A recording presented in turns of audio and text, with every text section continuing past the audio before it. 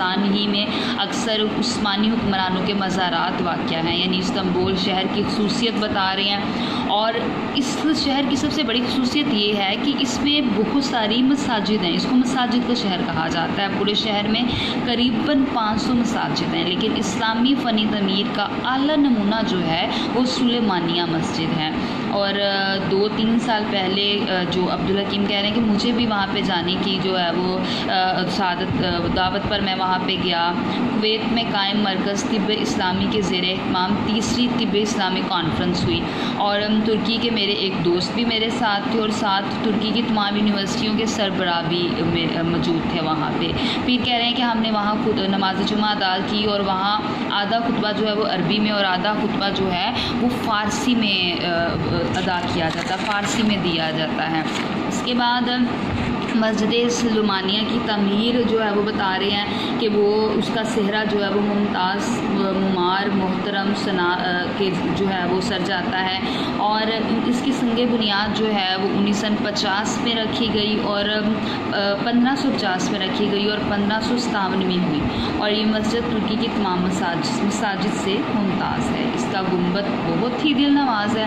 اس گنبد کے اطراف چھوٹے چھوٹے 5 اور گنبد بھی ہیں۔ سلیمانیہ مسجد ایک کے ساتھ ہی ایک بڑا کتب خانہ بھی ہے، اور ایک اندازے کے مطابق 1 لاکھ قلمی نسخے جو ہیں وہ بڑی ترتیب کے ساتھ یہاں محفوظ ہیں۔ اور یہاں سے ہم توپ کاپی سرائے چلے کہ ترکی میں ایک عجائب گھر ہے جو بہت اہم ہے، ٹھیک ہے، اور یہاں جو ہے بڑا ہجوم لگا رہتا ہے سیاحوں کا۔ اور استنبول کا یہ جو عجائب گھر ہے، عجائب خانوں میں توپ کاپی کی حیثیت شہرۂ آفاق ہے۔ توپ کاپی میں آثار قدیمہ کے عجائب گھر کے علاوہ فوجی عجائب خانہ بھی علیحدہ موجود ہے، اسے اوقاف کہلاتا ہے۔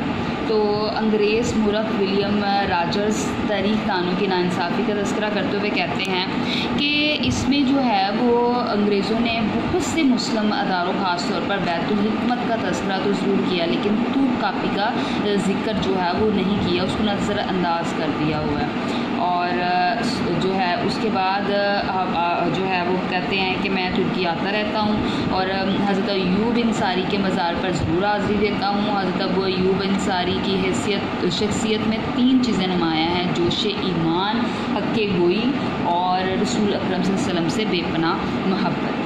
اور نبی کریم صلی اللہ علیہ وسلم کی بشارت کی روشنی میں فتح استنبول کے لیے حضرت امیر معاویہ کے دور میں آغاز ہو گیا تھا، اور حضرت ابو ایوب انصاری کا انتقال بھی اسی دوران میں وبائی مرض کے سبب ہوا تھا۔ مسلم مجاہدین نے انہیں رات کے وقت استنبول کی دیواروں کے نیچے دفن کر دیا، اور یہی جو ہے وہ آج مقبرہ دنیا بھر میں مسلمانوں کے لیے مرجع خیر و برکت بنا ہوا ہے۔